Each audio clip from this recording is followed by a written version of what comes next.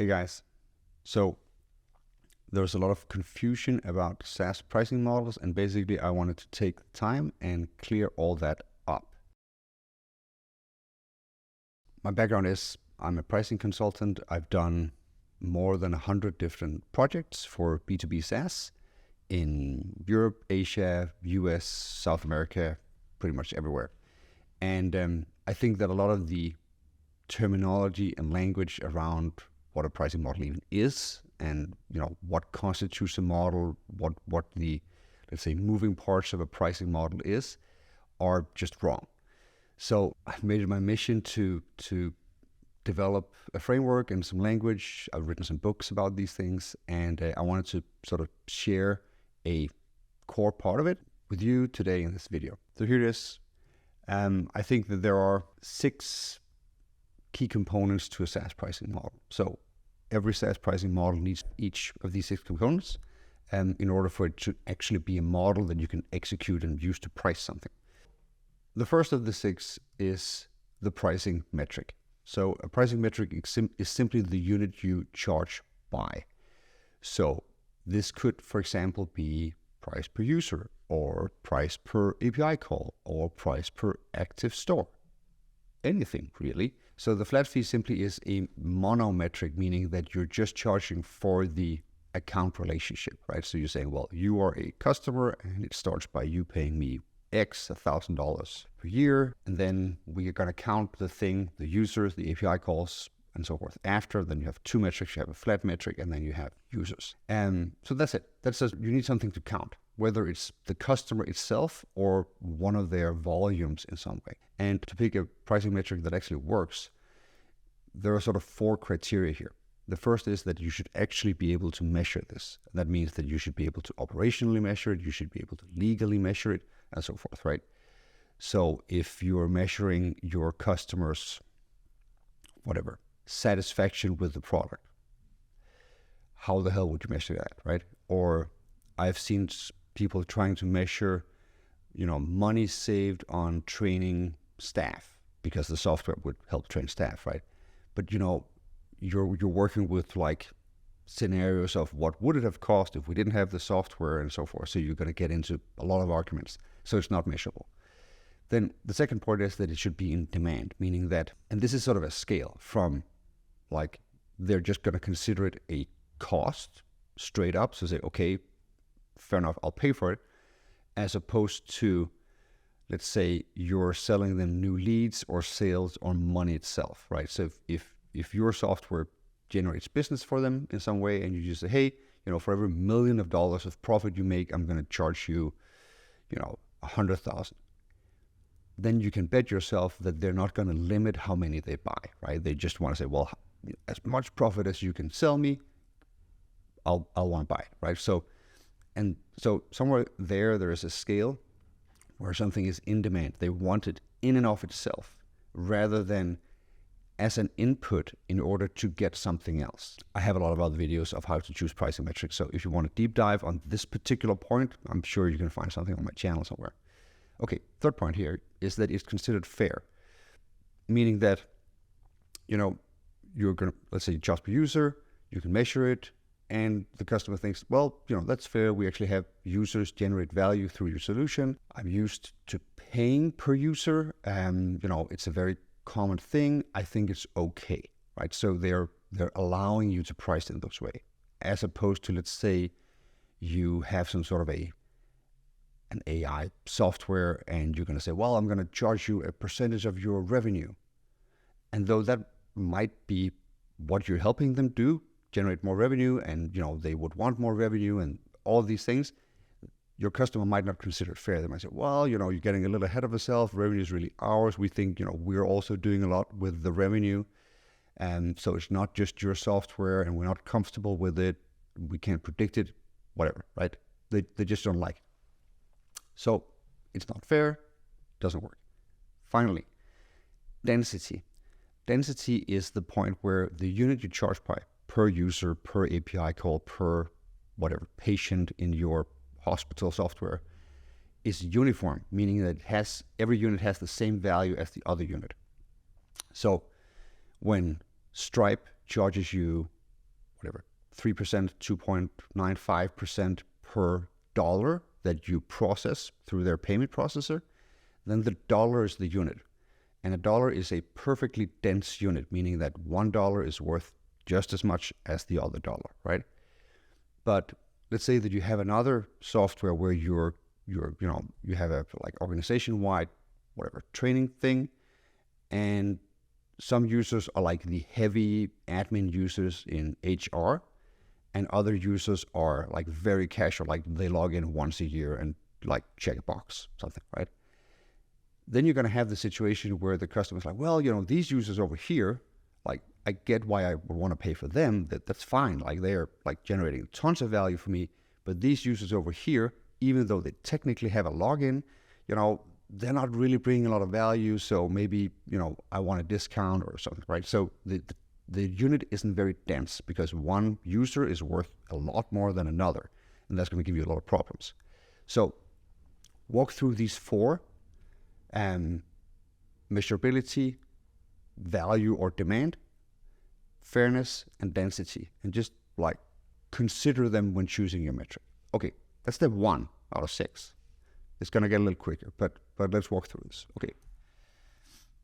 Next step here is something that people get mixed up with the pricing metric a lot, which is the pricing modality. So the modality is basically whether something is a flat fee, so just paid once, is a license fee, which is a right to use something in a future time period, a usage-based fee, which means that it's a payment at the end of a period because you have used something, and then finally a credit model where, just like audible.com where you buy audiobooks, you buy a credit, the credit sits in your account, you can exchange it for an audiobook, but the subscription is for the credits. So every month you get more credits, and then they just accrue or build up in your account, and then whenever you want to use them, you use them, right?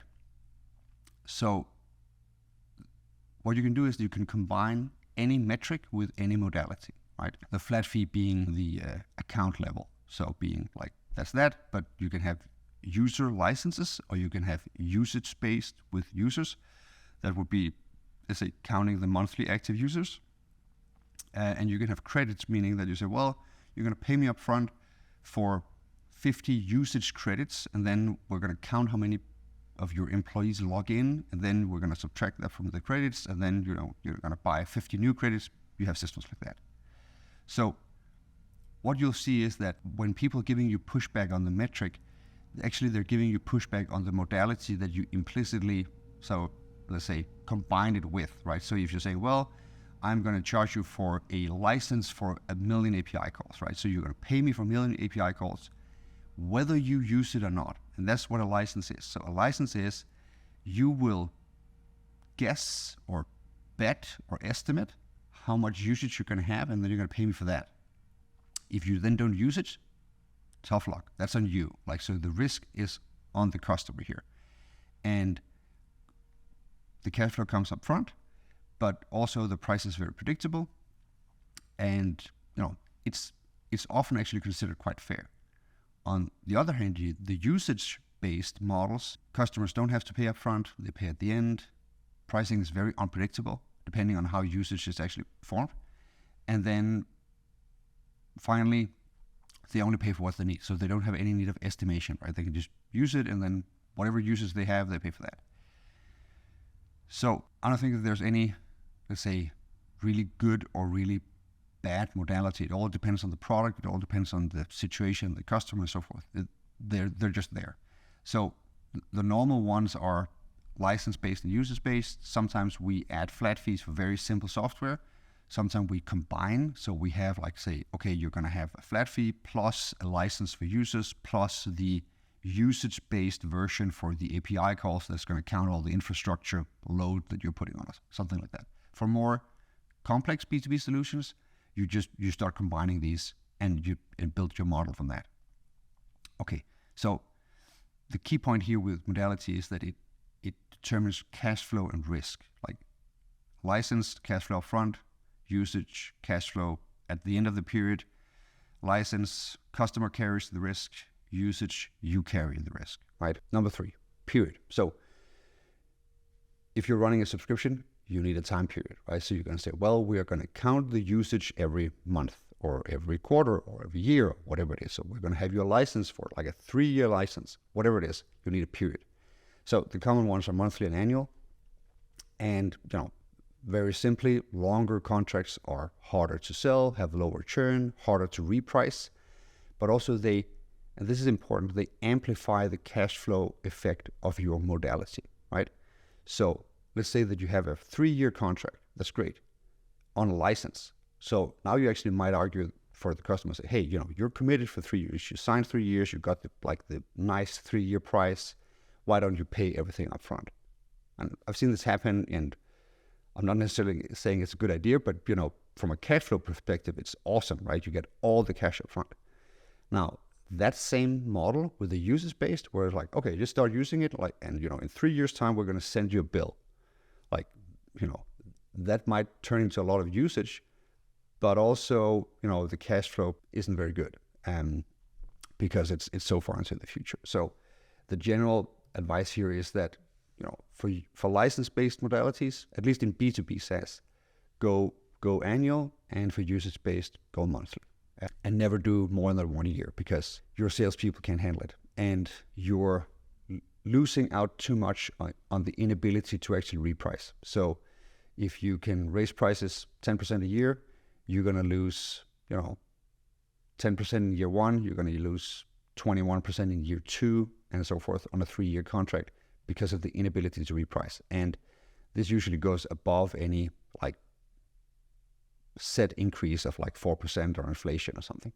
If you do the math, it just never works out. Plus, 3-year contracts usually giving at a steep discount, so something that would sell for 100, your salespeople are going to sell it for 85. So you're going to charge 85, and then plus, let's say 4%, so 89 and 93 in the 3-year period, as opposed to 100, 110, and 121 if you just had gone annual contracts. So the difference can be pretty massive. And it's one of the easier cleanups in B2B SaaS, to be honest. But okay, step 4, granularity. So this is the size of the unit that you charge by, right? So, and I usually say that there's 3 kinds: atomic, chunky, and expanding. And I'm going to explain what that is. So, but first here, if you charge per user, you can't charge for half a user, right? So you're going to charge for at least 1 user. So that is what the atomic unit is, the smallest possible, unit that you can bring through. So for an API call, that would be 1 API call, right? And so forth. But nobody says that you actually have to charge the atomic unit, right? So you have a lot of software, for example, that's charged per 5 users or per 50 users and so forth, right? And you can charge per million API calls. So whenever people sort of break into the new million, you just count a full million. Maybe that's only $100. So that's fine, right? But instead of counting single units, you just count a bigger increment. So, or granularity, and that can have practical purposes. Also, it can be used to increase pricing, somewhere between 2 and 4%. So that's 1, 2, 3, 4, 5, 6, 7, 8 users. Buy them one at a time. Chunky would be something like per 5, 10, 15, or API calls, 1 million, 2 million, 3 million, whatever it is. And then an expanding granularity basically is you say, well, the unit is going to change. So the first unit isn't the same as the second unit, isn't the same as the third unit, and so forth. It doesn't have to be. So for users, that might be something like 2, 5, 10, right? So first I buy 2, then I buy 3 more, then I buy 5 more, right? And then it might be 15, so another 5, and then it might be 25, so 10 more, and so forth. So whatever you're doing is you say, well, the next purchase always is of a reasonable size compared to the full previous purchase, right? So you just, let's say, always expanding by at least 10%, something like that. So my advice here is that, do your, I call it granularity log scale. But if you look at your entire market, let's say you sell to school districts, right? And then, you want to count you're selling software for teachers, then the largest school districts in the US have around 100,000 teachers. So that would be like New York or Chicago, something like that. And then the smallest ones are going to have only a dozen, very few, at least less than 100. And then you look at the size difference between the smallest customer you want to sell and the largest customer you want to sell. And you might not want to sell to the smallest ones, but if you want to sell to the 100 teacher school district and the 100,000 teacher school district, then the size difference, so 100 to 100,000 is 1,000x, right? So your largest customer is 1,000 times larger than your smallest potential customer. And then you might want to choose something like an expanding granularity. So you might say, well, we're going to charge per, 5 teachers, 10, 25, 50, 75, 100, 150, 200, whatever. And then you go up, and then later up the scale is like 50K, 55K, 60K, and so forth. And then you just go chunks of 5K, right? But the chunks of 5K that might make sense for Chicago and New York and Miami and whatever, the larger school districts, are 50 times the size of the smaller ones itself, right? So you need something that scales here. But if on the other hand you're selling to, let's say you're selling like design software to freelancers and small agencies, and you're like, well, I sell to freelancers, it's one person, and then small agencies, like they're, maybe they're 20 people max, like that's my target market. Then you probably just want to sell single users, right? Because it's just like a 20x between your smallest and your largest customer, and then, that's probably pretty appropriate. So that's at least how I think about it. So, okay, next one. Discount. So I chose sort of one version of looking at discounts here, but there you can discount a lot. In one way, you can actually look at your pricing model as sort of one unit, like math unit, like this is how you count the price, and then like the discount is like completely separate unit that you just like combine into like the full thing.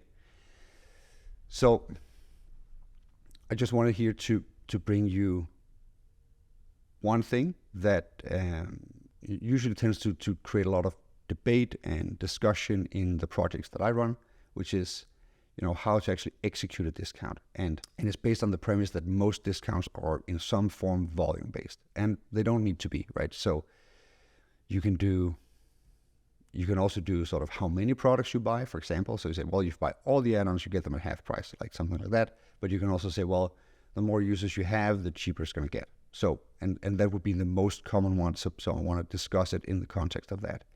And that is that you can work with either what I call a waterfall discount or a threshold discount. Okay, so hear me out here. So with a threshold discount, you're going to say, well, the first 1,000 users are $100 a user, right? But if you get to 1,000, then I'm going to give you a 10% discount on all of them, right?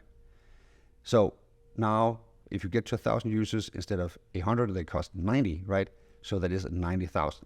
And this creates the weird effect that, they're going to add like 997 users, 998, 999,000. And at 999 users, they're going to pay 90,990, right? That's the price. No, 99,900. That's what they're going to pay. And then at the 1,000 user, the price drops back down to 90,000, right? So you have this situation where price goes up and suddenly it drops because it hits a threshold and then it goes down. As opposed to a waterfall discount where you just say, well, the way we're going to do it is that the first 1,000 users are $100 and then the 1,001st user is 90. So you still pay 100K for the first 1,000, but then you only pay, let's say, you pay less on the incremental unit on the next user. And then you maybe at 2,000 users, it drops down to 80 or whatever it is. So my advice here is that if the customer can control the volume, so let's say that you're selling software for sales reps, and let's say that your customer actually has 500 sales reps. So what you want to do with the threshold discount is you want to avoid the scenario where they just put it on 5 reps as a test for a year. You actually want to speed it along. So you're going to say, well, the more you buy, the cheaper they all get. And actually you're kind of losing money by not giving me all 500, right? So by all means, run the test, but like run it for 3 weeks and then add like 100 and then 500, because that's going to give you the best price.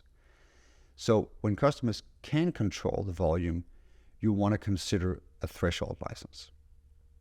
If customers can't control the volume, either because it's just fixed or it's externally given, I think I have an example in here. Yeah, inches of rainfall.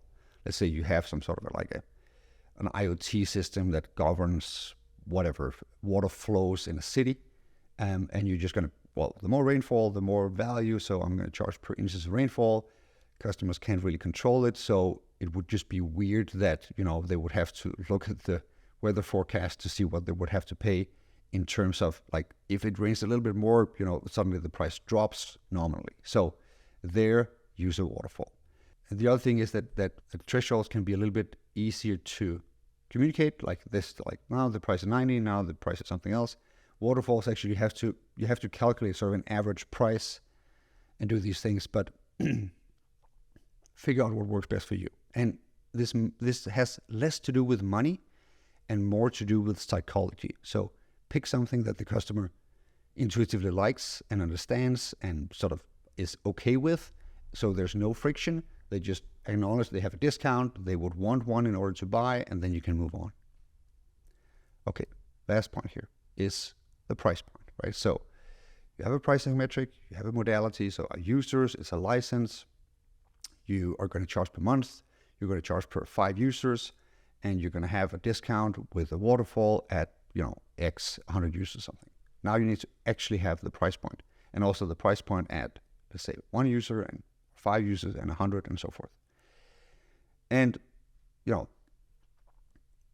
don't overthink this. Also, don't be scared, right? So the price point is obviously where a lot of the money is, where the rest of the model guides how they buy, how much they buy, how fast they buy, and so forth, which, can mean a hell of a lot more than the price point itself.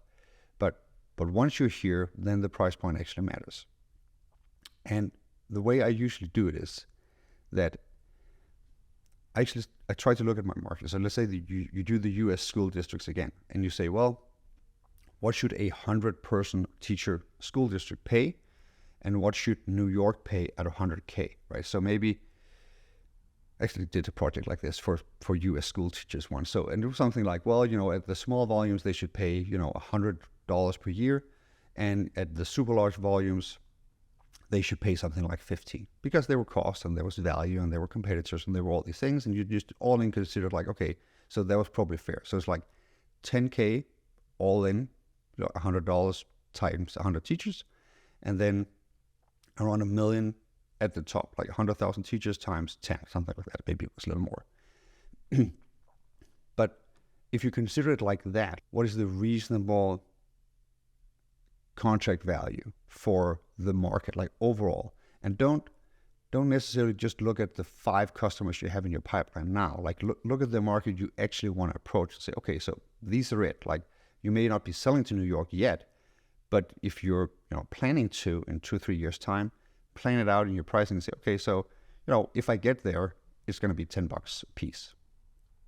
And then putting these prices, essentially divide by the metrics. So if you say, well, it's going to be 10K, then you divide by the 100 teachers they have, so that's $100 per teacher. And then at the other end, if it's $1 million and they have 100,000 teachers, yeah, it's going to be $10 a teacher. Don't overcomplicate this. You're going to be able to increase prices later. You're going to validate things. If people are saying yes a little bit too fast, you can increase and so forth. The key point here is that if you make the model right, then a lot of the friction in the model is going to be taken care of because you have all the right elements in place.